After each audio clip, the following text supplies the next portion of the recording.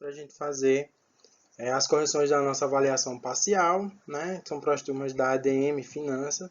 Eu coloquei as questões utilizadas nas provas parciais das duas turmas. E nesse vídeo a gente vai trabalhar questões a questões e vai tentar fazer a correção dessas questões. Lembrando que essas questões eu tinha dito a vocês que elas também já envolviam conteúdos da segunda lei de emenda, embora a gente tenha trabalhado só a primeira, né? Então também vai servir de uma revisão, já que vocês já estão estudando essa parte da primeira e da segunda lei de emenda, ok? Então vamos lá.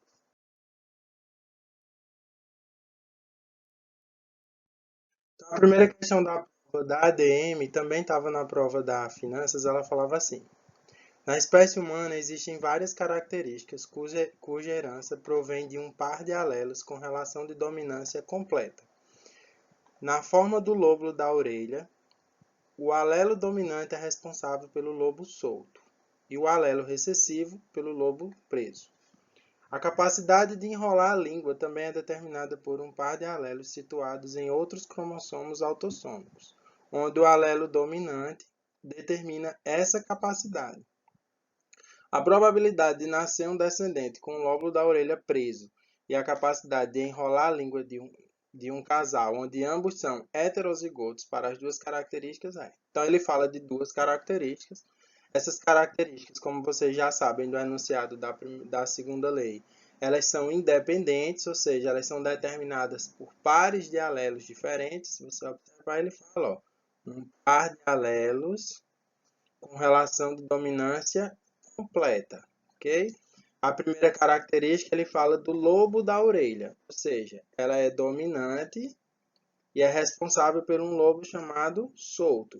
No caso do alelo recessivo, ele vai ter o lobo preso, ok? Em relação à capacidade de enrolar a língua, também é um par de alelos, ó, a questão fala, e ele situa que elas estão em cromossomos, em outros cromossomos autossômicos. Isso garante o quê? Independência. Um par está num cromossomo autossômico, o outro está em outro cromossomo. Onde o alelo dominante determina essa capacidade. A probabilidade, ele quer saber então a probabilidade de nascer um descendente com o lobo da orelha preso e a capacidade de enrolar a língua em um casal onde ambos são heterozigóticos para as duas características. Tranquilo? Essas informações que a gente tinha que extrair da questão para começar a resolução. Então vamos pensar na resolução dela agora. Primeira coisa que a gente vai observar, né? Então, em relação à característica do lobo solto, a gente sabe que é uma característica dominante e a gente pode chamar que é dado pelo um alelo azão, né? Pelo um gene azão. Já em relação à recessividade para essa característica, que vai gerar um lóbulo preso, a gente pode colocar o gene azinho. Em relação à capacidade de enrolar a língua, o indivíduo dominante, que ele pode ser determinado com a presença do gene Bzão, ele tem essa capacidade de enrolar a língua, enquanto que o recessivo, determinado pelo gene Bzinho, ele não tem essa capacidade de enrolar a língua, né? Então, pensando dessa forma, a gente pode ir para realizar o cruzamento entre esses dois pares de genes, né? Os indivíduos eram ditos na questão que eram indivíduos heterozigóticos para as duas características. Então, a gente pode aplicar a segunda lei direto, que eu faço, já que eu sei que esses genes são independentes, esses pares de genes são independentes, ou eu posso aplicar de forma separada e direto, ou eu posso aplicar diretamente esses dois pares, tá? Então vamos para a forma separada, já que a gente tinha visto até então só até a primeira lei, né? Então eu faço o primeiro cruzamento com o primeiro par.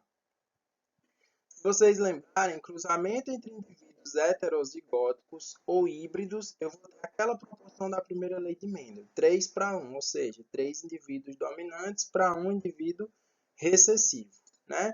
Em relação à segunda característica, que é determinada pelo par de alelos que a gente determinou como Bzão e Bzinho, né? Eu tenho a mesma relação, eu tenho indivíduos heterozigóticos sendo cruzados, né?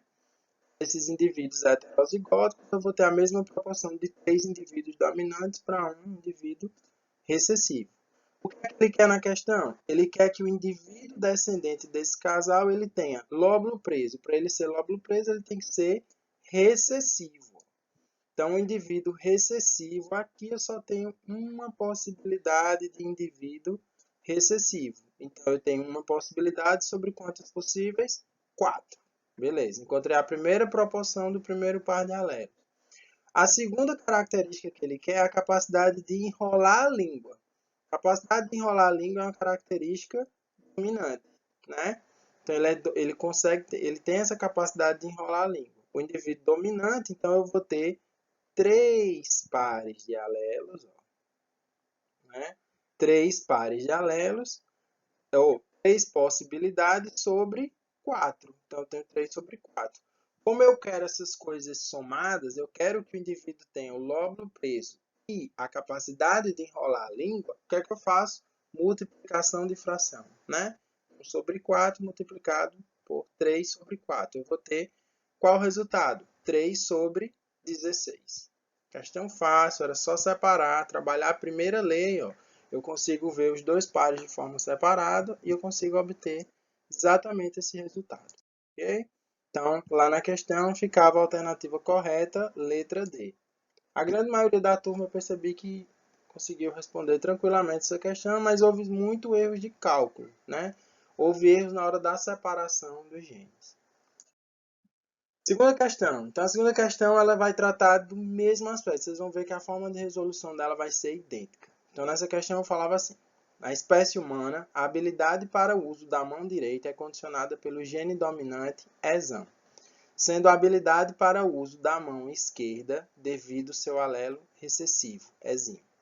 A sensibilidade à fenitilcarbamida, pode ser chamada de PTC, é condicionada pelo gene dominante ISAM, e a insensibilidade a essa substância é devido ao seu alelo recessivo ISIM.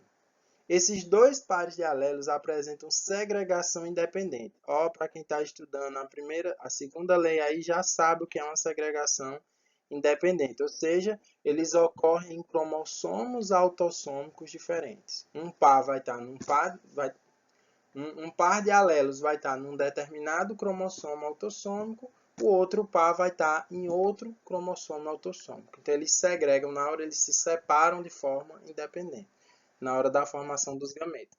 Para lembrar aquela historinha da primeira lei, o enunciado da primeira lei fala da segregação das características, né?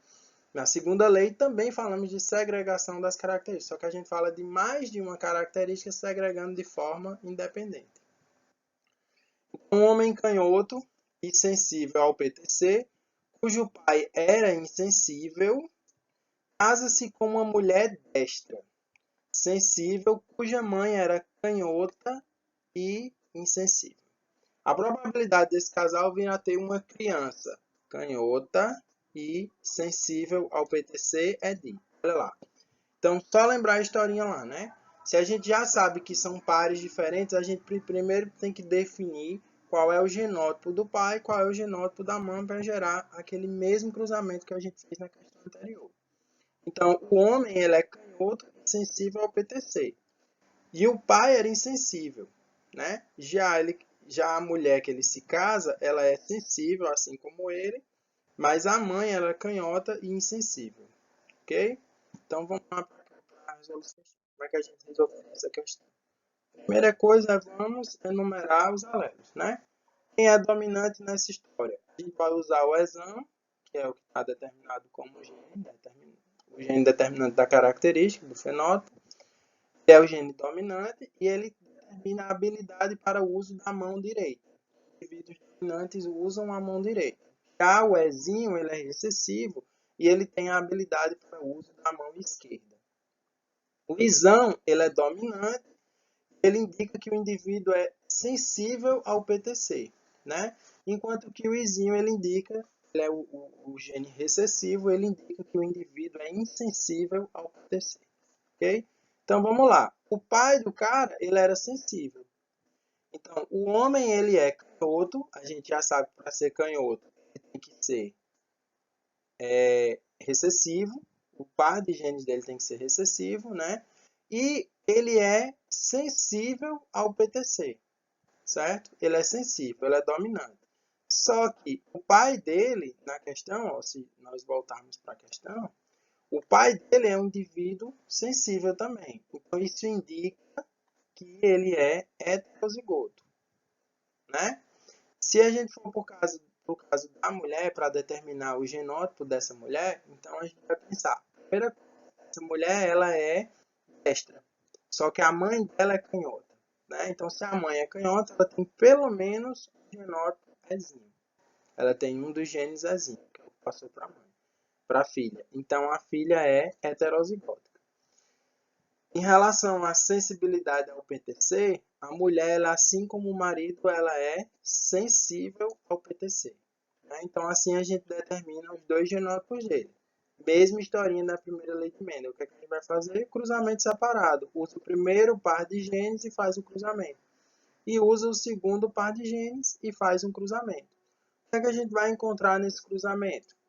A gente vai encontrar no primeiro par de genes a seguinte proporção: 50% de probabilidade, 1 sobre 2, do filho ser sensível, ou do filho ter a habilidade de usar a mão direita, né, no caso do exão, que a gente está falando, ou 50% de chance desse garoto ser canhoto.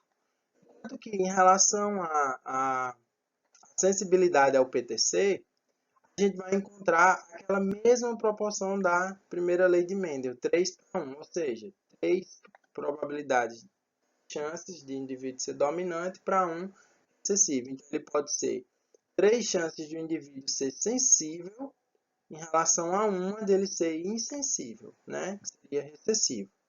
A questão é que é uma criança canhota e sensível ao PTC. Olha como é que tem que ser o genótipo dessa criança. Ezinho, ezinho. Isão, pode ser isão, izinho ou isão, isão, né?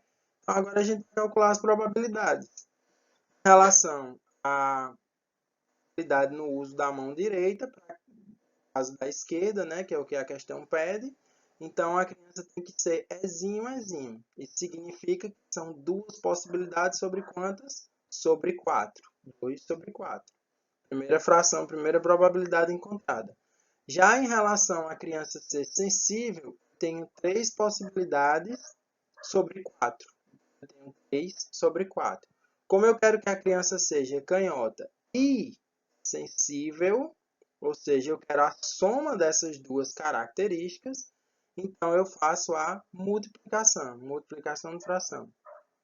A gente vai ter 6 sobre 16, eu posso simplificar isso aqui por 2 e a simplificação vai me dar 3 sobre 8. Né?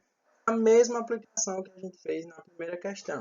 Eu faço a separação das características, já que elas são independentes, e eu faço a aplicação da primeira lei de Mendel. Cruzamento entre genótipos usando apenas um par de genes alelos. Depois eu faço multiplicação de fração, já que eu quero que essas duas características ocorram simultaneamente. Beleza, qual é o resultado que a gente tem na questão? Letra B, 3 sobre 8. Ok? Vamos lá, terceira questão. A terceira questão é a mesma aplicação, o mesmo método, só que agora ele fala das moscas drosófilas, né? Então vamos ler a questão. Na mosca Drosophila melanogaster, a cor do corpo ébano é produzida por um gene recessivo EZIM, e o corpo de cor cinza pelo seu alelo ESAM. A asa vestigial é produzida por um gene recessivo Vzinho, e o tamanho normal da asa é determinada pelo seu alelo Vzão. Se moscas dihíbridas, esse tema foi perguntado a mim em sala umas 3 vezes nas 2 turmas. O que danado é dihíbrido? Se a gente lembrar da primeira lei de Mendel, né? Na geração F2 eu tenho indivíduos híbridos, ou seja, indivíduos heterozigóticos, né? Então, quando eu falo de híbridos, e eu estou falando de duas características, então eu estou falando de indivíduo 2 vezes híbrido. Ou seja, ele é heterozigoto para a primeira característica e ele é heterozigoto para a segunda característica de híbridos, certo? Então, se moscas de híbridas são cruzadas entre si e produzem 256 indivíduos, quantas moscas desta progenie apresentarão o mesmo genótipo dos pais? Fiz uma questão bem parecida com vocês em sala, antes das provas, né? Que a gente determinava em relação aos coelhos, número de coelhos. Então, a gente queria saber desses descendentes, quantos desses descendentes tinham um genótipo igual ao dos pais. Vamos lá para ver como é que a gente consegue resolver isso aqui. Então, aqui tem a mosca, né? Aqui tem a cor ébano, e a gente tem a de corpo cinza. Nós temos a drosófila com as asas normais, né? E temos as drosófilas com as asas vestigiais. Okay? Então, essas duas características que nós estamos analisando e nós vamos analisá-las simultaneamente.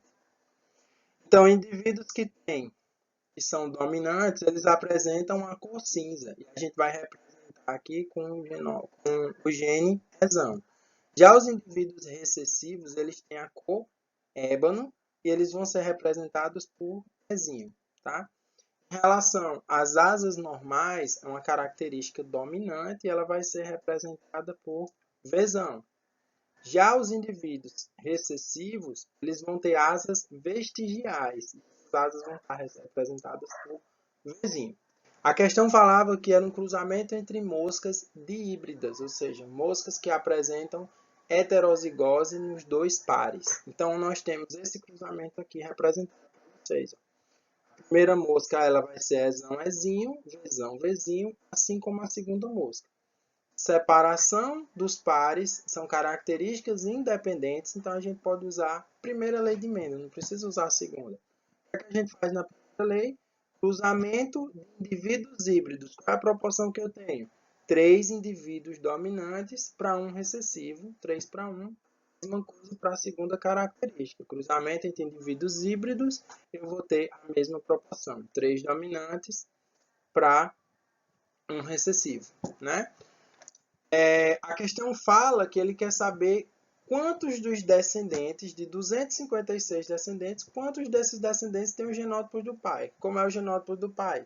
Indivíduos de híbridos também. Híbridos no primeiro par, híbridos no segundo par de genes. Então, indivíduos de híbridos, nesse caso, eu tenho 256 descendentes, né? Para ser de híbridos, eu tenho 2 sobre 4, ou seja, duas possibilidades de híbrido sobre 4 no cruzamento. Como eu quero essas duas características simultaneamente, eu faço multiplicação de fração. 2 sobre 4 vezes 2 sobre 4. O que é que eu vou encontrar? 4 sobre 16. Posso simplificar? Posso simplificar por 4. Isso vai me dar 1 sobre 4, né? Então, eu tenho uma probabilidade aqui de 1 sobre 4. Significa de 25% desses indivíduos serem de híbridos. Ok? É isso que isso me traz. 25% não, 50%, perdão. 50% desses indivíduos serem de híbridos. Essa é a possibilidade que eu tenho.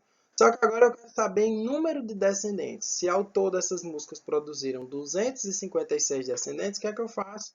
Eu multiplico o número de descendentes por a probabilidade deles serem iguais aos pais. Essa multiplicação vai me dar 256 vezes 1 sobre 4. Isso vai me dar um total de 64 indivíduos podem apresentar o genótipo semelhante ao dos pais. Né? Então, lá na questão ficava a letra C, era a resposta correta. Beleza? 3 questões idênticas, mesmo método de resposta. Se fizesse a primeira, saberia as seguintes. Vamos para a quarta questão. Essa questão até foi polêmica na ADM, que eu retirei ela da prova, né? Mas quem fez a parte ficou com pontuação bônus, porque a questão traz um conteúdo que vocês estão estudando agora na segunda lei, que é conhecido como epistasia, né? Mas vamos entender um pouquinho a questão. A questão fala assim: na cebola, a presença de um alelo dominante Czão determina a produção de bulbo pigmentado. Em cebolas Czinho, a enzima que catalisa a formação de pigmento não é produzida. E aí temos cebolas brancas. Outro gene herdado de forma independente apresenta o alelo Bzão, ou termo de forma independente, ou seja, eles não estão no mesmo cromossomo. segunda lei de Mendel, vocês estão estudando, já sabem isso. Eu tenho mais de uma característica determinada por mais de um par de genes alelos, mas que não estão no mesmo cromossomo. Então, isso gera independência. Na hora da formação do gameta, independência entre essas características. Então, ela apresenta o alelo Bzão, que impede a manifestação do gene Czão. Homozigotos Bzinho não tem a manifestação da cor do bulbo impedida, né? Então, o que é que acontece nesse caso aqui? Eu tenho um outro par de genes que vai impedir que o primeiro apresente a característica, ou seja, ele impede que o fenótipo determinado pelo primeiro par não apareça, dependendo, lógico, do par de alelos produzido, né? Então, ele fala de impedimento. Quando um par de genes impede que uma outra característica ela se torne uma característica fenotípica, quando isso acontece, o impedimento de um par de genes impedir que uma característica seja manifestada, a gente está falando de uma coisa chamada de epistasia. Mais na frente a gente vai ver isso com calma. Então, quais as proporções fenotípicas esperadas do cruzamento de cebolas homozigóticas coloridas com Bzão, Czinho? Opa lá, a gente nem vai ter o trabalho, como nas outras questões, de produzir o genótipo dos indivíduos que são cruzados, né?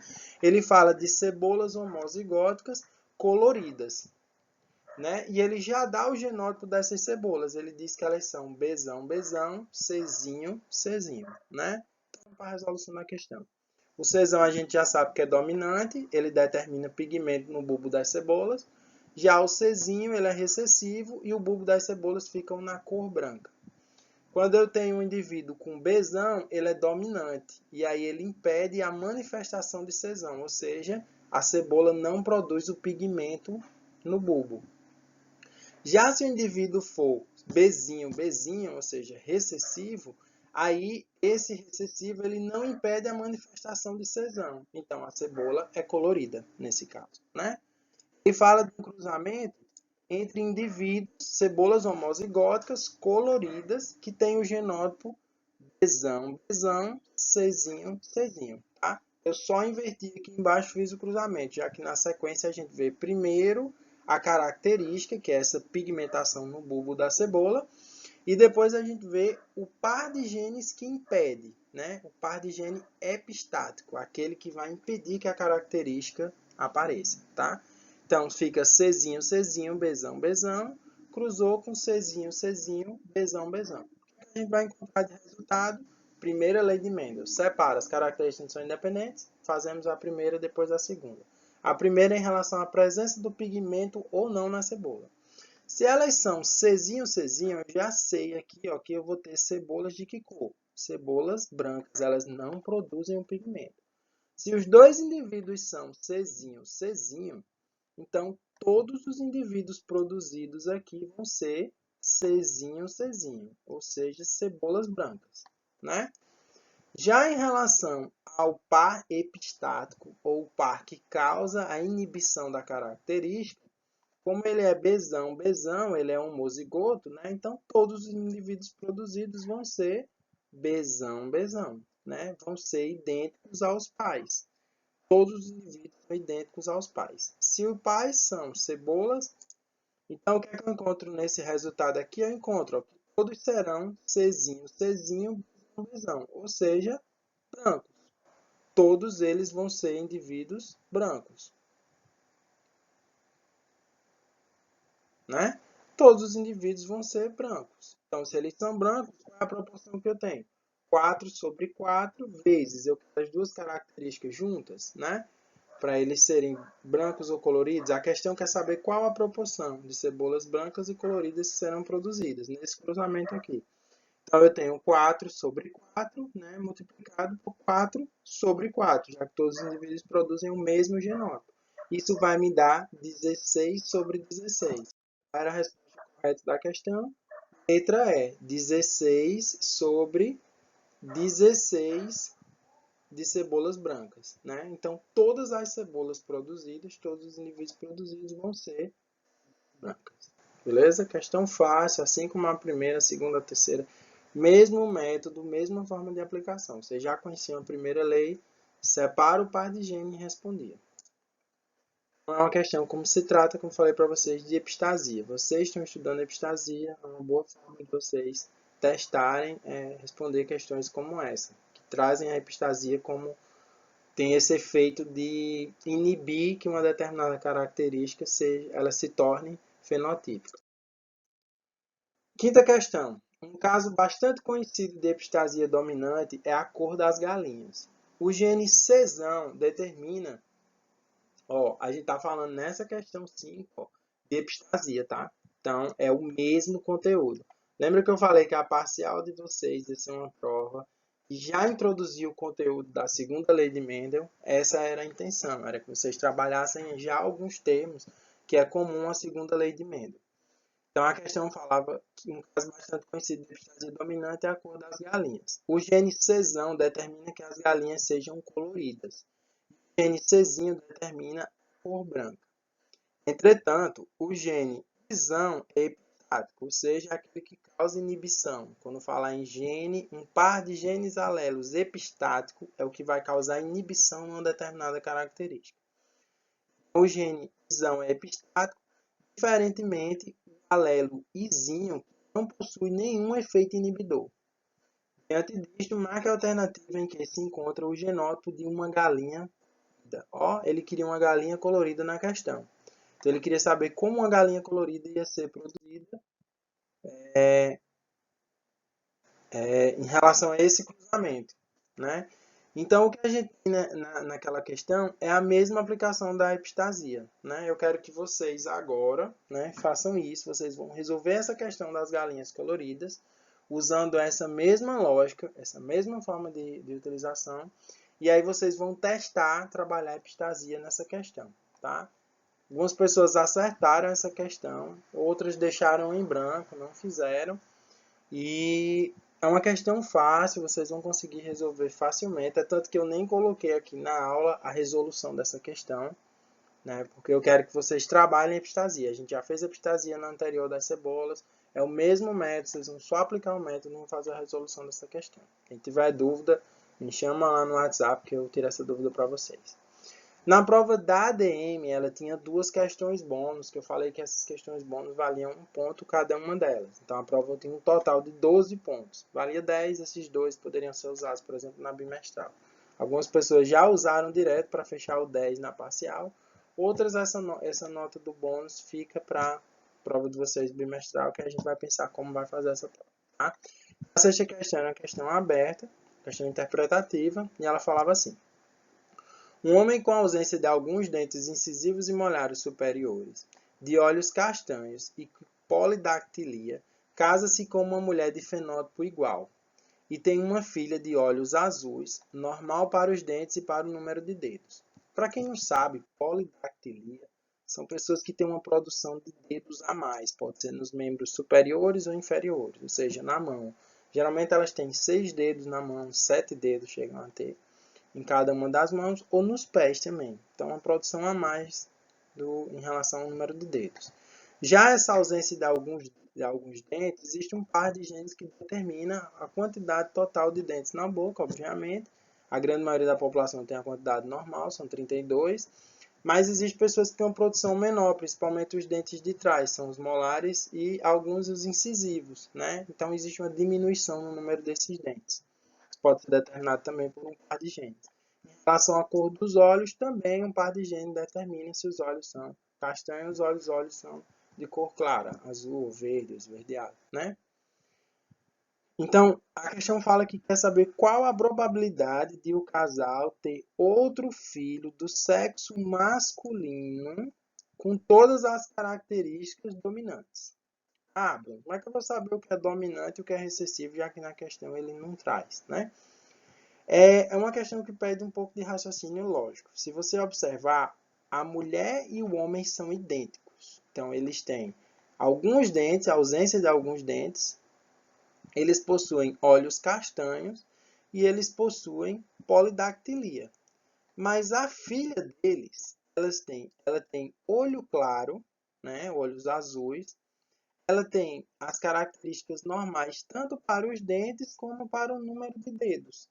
Então, só por essa observação, eu consigo entender que o homem e a mulher dominante produziu uma filha recessiva, produziu uma filha que não tem todas as características dominantes, já que todas as características da filha são diferentes dos pais, né? Se vocês lembrarem na primeira lei, eu tenho 3 indivíduos dominantes para um recessivo.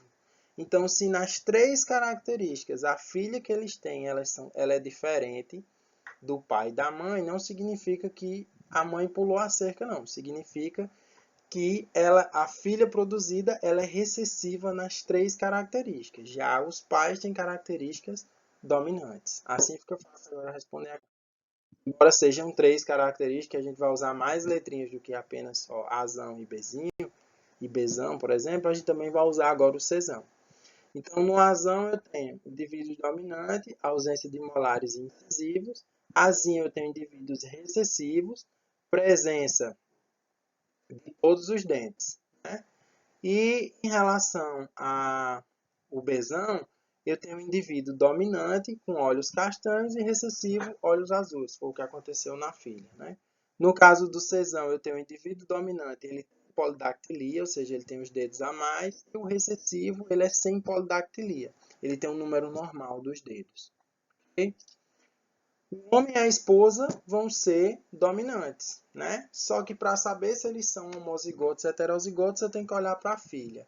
Como a filha tem características, as 3 características recessivas, então significa que o homem e a esposa são heterozigóticos para as 3 características. Então eles vão ser Azão, Azinho, Bezão, Bezinho, Czão, Czinho. Ok? Faço esse cruzamento? Faço. Posso fazer separado, Bruno? Pode fazer separado. Se eu fizer o Azão, Azinho, Bezão, Bezinho, Czão, Czinho, vocês sabem já. Está falando de primeira lei, características independentes. Então, Azão, Azinho, cruzamento de indivíduos heterozigóticos, eu tenho a proporção de 3 para 1. Se lembrar a proporção, já vai direto. Como é que ele quer o filho que o filho seja produzido? Que o filho primeiro seja do sexo masculino. A ser do sexo masculino, ele vai ser o quê? 1/2. Eu já tenho 50% de probabilidade de ele ser do sexo masculino, ok? As outras características, para elas serem dominantes, eu tenho aquela proporção de 3 para 1, ou seja, 3 características sobre quantas possibilidades? 4 possibilidades. Então, eu tenho 3 sobre 4, 3 sobre 4, 3 sobre 4. Multiplicação de fração. Eu quero que o indivíduo tenha todas essas características de forma simultânea, galera. Então, aqui era uma questão de só lembrar a proporção da primeira lei, que fala exatamente do cruzamento entre híbridos. Eu tenho 3 dominantes para 1 recessivo. 3 sobre 4, ok? Então, eu faço essa multiplicaçãozinha, eu vou encontrar 27 sobre 128. Era essa a resposta da questão. E eu vi que algumas pessoas acertaram no Finanças, principalmente, a galera acertou bem essa questão. E ela estava no corpo da prova, não era questão bom. Ok? Tranquilo? Vamos para a próxima.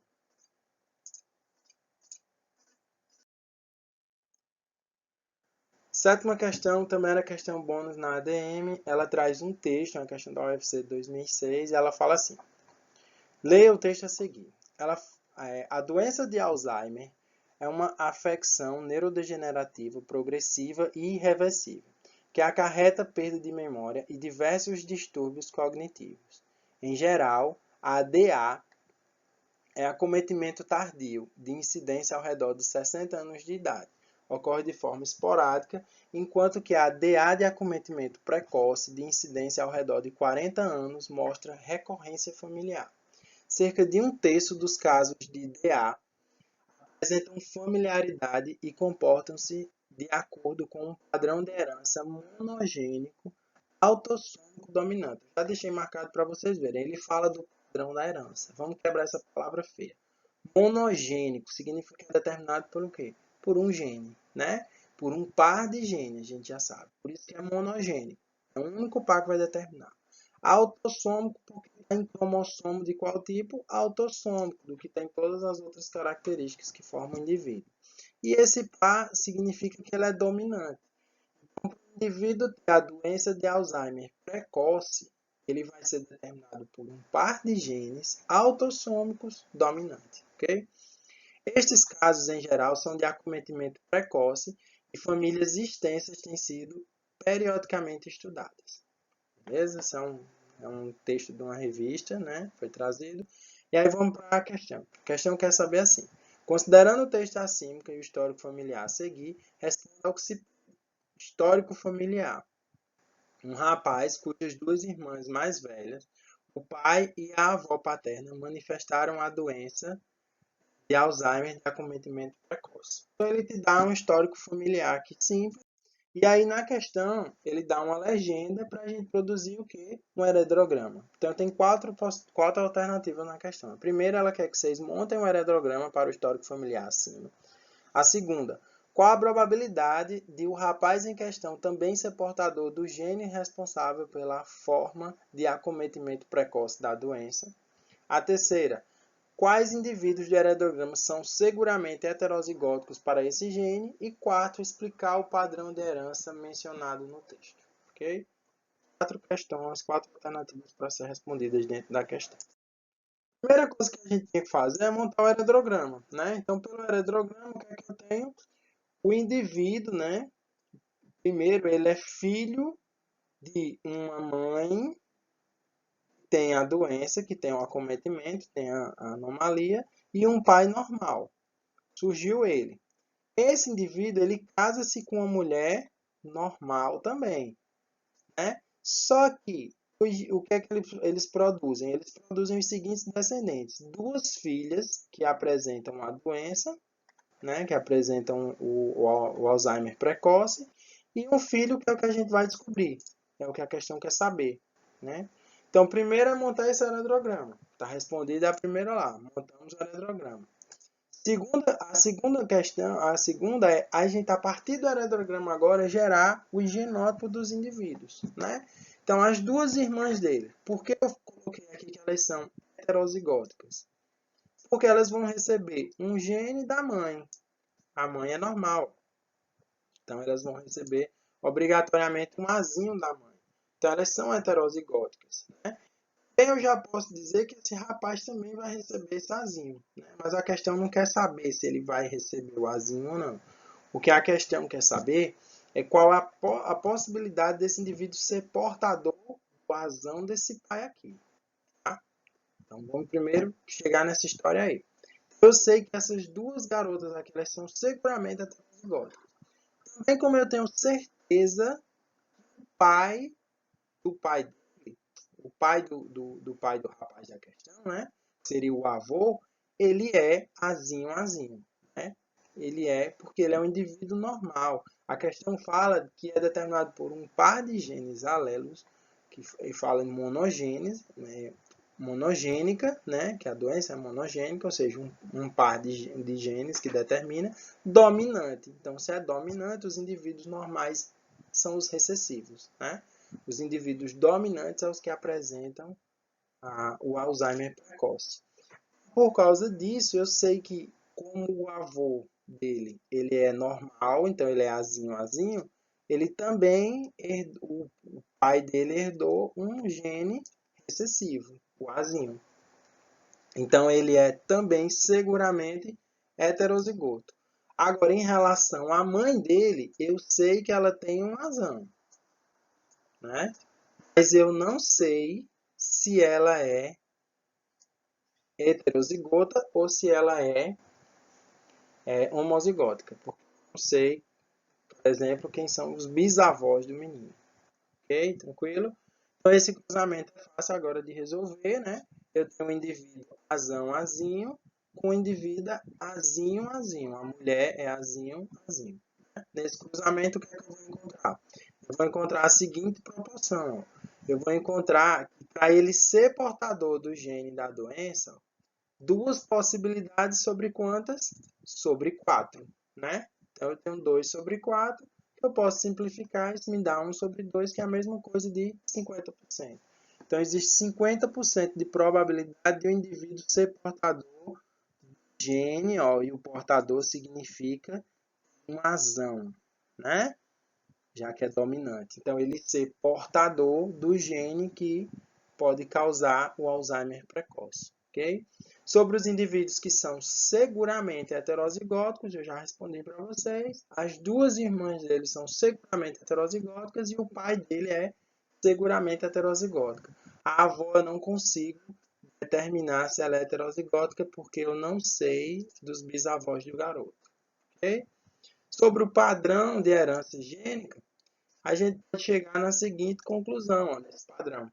Então, o padrão de herança é monogênica, autossômica dominante, e ele é condicionado por um único gene, não relacionado ao sexo. Ó. Tem tanto indivíduos do sexo masculino como indivíduos do sexo feminino, ou seja, que ele não está em cromossomos sexuais, e sim em cromossomos autossômicos. Não é relacionado ao sexo e se manifesta, inclusive, em indivíduos heterozigóticos, por ser dominante, certo? É esse o padrão. Então, eu tenho indivíduos heterozigóticos aqui, ó. Como é uma característica dominante, eles vão apresentar o fenótipo, seria a doença precoce, o Alzheimer precoce. Questão fácil, muito boa, a gente trabalhou em sala, heredograma, estrutura do heredograma, super simples para responder. Vamos lá, aqui é uma questão que estava na prova de finanças. Né? A prova de finanças tem algumas questões diferentes da prova da ADM, já que foi uma prova online. Coloquei algumas questões fáceis e coloquei questões um pouco mais difíceis. Estava bem parelho as duas provas. Essa questão é bem simples, é uma questão interpretativa. Então ela fala assim: o alelo que manifesta o seu fenótipo tanto nos indivíduos homozigóticos como heterozigóticos é determinado. Caramba, eu estou falando de um alelo que o fenótipo vai ser manifestado tanto em homozigóticos como heterozigóticos. Eu estou falando de um alelo recessivo ou um alelo dominante. Se vai aparecer nos dois, então ele pode ser, por exemplo, azão, homozigoto. Azão, heterozigoto. E mesmo assim o fenótipo vai aparecer. Então eu estou falando de que tipo de alelo? De alelo dominante, né? O alelo dominante só basta ter um gene dominante que o fenótipo é expressado. Né? Isso é básico total essa questão. Foi a primeira aula da gente, a primeira coisa que eu expliquei para vocês sobre o que era alelo, o que era homozigoto, o que era heterozigoto, o que era dominante, o que era recessivo. É super fácil a questão. Segunda questão também estava na prova de finanças, questão fácil. As células de um indivíduo para um determinado locus. Locus é o quê? O lugar lá no cromossomo fica o gene, é o lugar, é o espaço, né? Apresentam o mesmo gene em ambos os cromossomos homólogos. Esse indivíduo é denominado. Lembra que cromossomos homólogos são aqueles que estão lado a lado, vocês recebem um do pai e um da mãe, e eles apresentam os mesmos genes. A questão diz que o indivíduo ele tem para o mesmo loco, ou seja, para o mesmo gene, ele apresenta o mesmo gene em ambos os cromossomos. O que danado significa isso? Vamos lembrar lá da primeira aula. Aqui eu tenho os cromossomos homólogos, né? Dos cromossomos homólogos eu tenho locos gênicos, que é o lugar onde vai ser ocupado pelo gene, esse loco aqui. E ele está me dizendo na questão que ele apresenta o mesmo gene. Se ele apresenta o mesmo gene, ó, tá aqui, ó. Azão. O mesmo gene no mesmo loco em cromossomos homólogos, ou seja, um cromossomo veio do pai e um da mãe. Um enviou o gene azão, o outro recebeu também o gene azão. Então, eu tenho um indivíduo homozigoto para esse par de genes aqui. Como também eu tenho cromossomos homólogos que o indivíduo pode ter no mesmo loco gênio, azinho. E ele também vai ser chamado de homozigoto. Então, a resposta não é homozigoto. Simples, né? Questão também fácil, na nossa primeira aula, questão só conceitual. Tem uma questão sobre heredograma também na prova de finanças, né? A prova era um pouco mais extensa, fizeram online, tinham mais tempo, era só marcar, então os cálculos dava para fazer à parte no caderno, foi bem mais tranquilo a prova da finanças. Então, a questão fazia assim: o heredograma abaixo representa a genealogia de uma família. Os símbolos escuros apresentam indivíduos albinos tipo 1 e os claros representam indivíduos de pigmentação normal. Em sala a gente trabalhou albinismo do tipo 1 E em sala a gente também observou que indivíduos albinos, eles são recessivos, enquanto indivíduos albinos tipo 1, que não são albinos, pele normal, eles são dominantes, né? Então, os indivíduos albinos, eles seriam recessivos. Aí traz um heredograma, né? Ele traz um casal que ele enumera como casal 1, e ele traz um outro casal que ele também enumera como casal 2. Vamos observar. No casal 1, eu tenho indivíduos normais casados, mas que tiveram filhos albinos. Tem um filho albino aqui e tem um outro filho albino. Desse primeiro casal 1, um dos indivíduos albinos, um dos filhos albinos, se casa com uma mulher normal e tem 3 filhos normais. Okay? É isso que vocês têm que analisar quando orar para o heterograma. Então, por exemplo, eu já sei que o genótipo desse indivíduo aqui vai ser Azinho, Azinho, né? Tá falando de albinismo, ele é recessivo, né? Enquanto que esses aqui a gente vai descobrir agora na questão. Eles tiveram filhos albinos. Para ter filhos albinos, esse daqui tem pelo menos um Azinho. Enquanto que esse daqui também tem pelo menos um Alzinho. Só que eles também tiveram filhos normais. E são normais. Então, eles são heterozigóticos. Esse daqui vai ser Azão, Azinho. Enquanto que esse daqui vai ser Azão, Azinho. Certo? Nesse casamento aqui, ó, todos os indivíduos são normais. Epa lá. Então, essa mulher aqui, ela pode ser azão, Bruno. Pode? É pele normal? Pelo menos um azão ela tem, pele normal. Certo? Mas vamos descobrir se ela é só azão, ou se ela é azão, azinho? Ela é filha de uma mulher albina. Então, essa mulher aqui, ela é azinho, azinho. Qual é o tipo de gene que ela doa na hora da formação dos gametas? Ela só consegue doar o azinho. Então, essa mulher aqui vai ser heterozigótica, certo? Só pelo heredograma eu já consigo tirar o genótipo dos indivíduos, dos dois casais. Vamos para a questão, o que ela quer. A questão diz assim, a probabilidade do casal 1 e do casal 2 ter um filho albino é... Bom, casal 1 está aqui, a gente já fez o genótipo lá, são indivíduos heterozigóticos, cruzamento, primeira lei de Mendel, cruzamento entre indivíduos heterozigóticos, eu tenho qual proporção? 3 para 1, 3 indivíduos dominantes para 1 recessivo. Né? Eu já tenho a probabilidade aqui do indivíduo ser no casal 1. Já no casal 2, eu tenho um homem albino casando com uma mulher normal heterozigótica. Tem uma proporção aqui. Qual é a proporção que eu tenho? A proporção de 2 indivíduos sobre 4, ou seja, eu tenho a possibilidade de 2 indivíduos albinos sobre 4 possibilidades. Então, o que, eu vou fazer nisso aqui? Eu vou dizer a proporção de cada um. Né?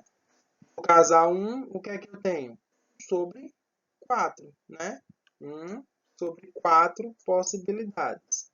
Enquanto que no casal 2, eu tenho 2 sobre 4 possibilidades. Que eu posso simplificar isso aqui e ficar 1 sobre 2. Vocês também sabem, conhecido também como 50% de probabilidade. Né? E aqui eu tenho também conhecida por 25% de probabilidade. Vamos para as alternativas da questão. Então, a letra A dizia assim, já está até aí marcado qual é a correta. O casal 1, 1 sobre 4, porque o casal já tem 2 filhos com pigmentação normal. E o casal 2, 1 sobre 2, porque a mãe é heterozigótica. Né? Ele traz uma explicação em seguida, mas ele dá uma opção correta, né? Em relação à probabilidade dos filhos serem albinos. O B ele traz 1 sobre 4 em ambos os casais. A gente já exclui direto, porque o casal 2 não é 1 sobre 4. O C ele traz 1 sobre 8. Também não existe essa possibilidade. E a explicação que vem em seguida é totalmente incorreta, então já exclui também essa alternativa. A D, ela fala 1 sobre 2 em ambos os casais. A gente já sabe que o primeiro casal, por ser um cruzamento entre indivíduos híbridos, a probabilidade é de 1 sobre 4, nunca 1 sobre 2, né? Então a gente tem 25% de probabilidade, já que a gente tem aquela relação de 3 dominantes para 1 recessivo, então a alternativa. A ela diz imprevisível. Porque as mulheres tanto podem ser homozigóticas como heterozigóticas. Vocês viram lá que quando eu olhei para o heredograma, eu já consegui definir o genótipo. Só por quê? Porque pelo heredograma eu consigo saber o genótipo dos dos descendentes, né? E aí fica bem mais fácil pelo genótipo dos descendentes a gente remontar o genótipo da família. Ok? Questão fácil, simples. É só observação mesmo. Dá para fazer sem fazer cálculo a questão. Eu coloquei aqui só para simplificar para vocês.